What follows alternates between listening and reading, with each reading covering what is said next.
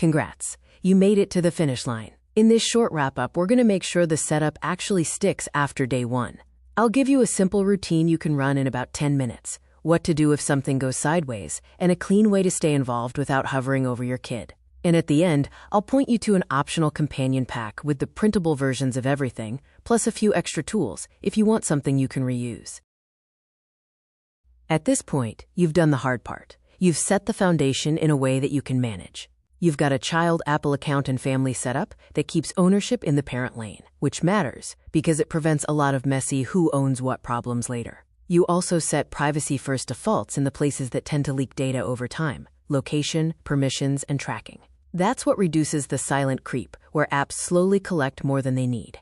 And you put screen time guardrails in place that can reduce distraction without turning you into the phone police. So the outcome isn't perfection. It's a phone that's usable, more secure, and easier to manage week to week.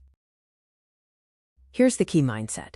Your kid's phone is going to change because your kid's life changes. New apps show up. A friend recommends something. A sports schedule changes. School starts. This routine keeps you ahead of that drift without turning this into a second job. For the first month, do the weekly version.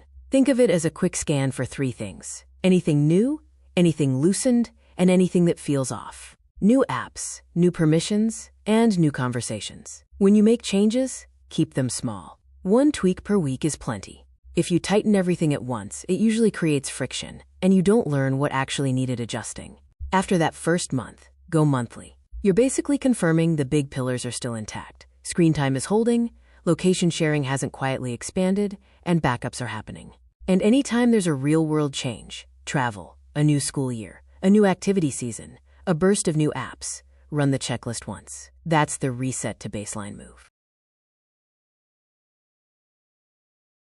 Let's cover the 3 situations that cause the most stress and what to do when you're trying to stay calm and act fast. First, a lost phone. Start with Find My. You're either trying to locate it or at least confirm whether it's nearby.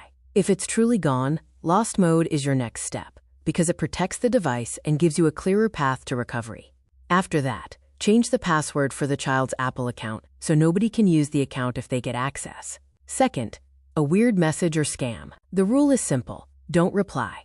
A reply tells the sender the number is active. Instead, screenshot it so you have context if you need it later, then block and report. And this is a good teaching moment. You want your kid to build the habit of raising their hand early. When in doubt, ask, is the right muscle memory? Third, unwanted contact. Block and report. And then tighten communication limits from the parent phone. The goal isn't to punish your kid. It's to reduce exposure while you figure out what happened and what needs to change. If you liked the course, but you'd rather have a plug-in set of documents you can reuse, that's what the companion pack is for.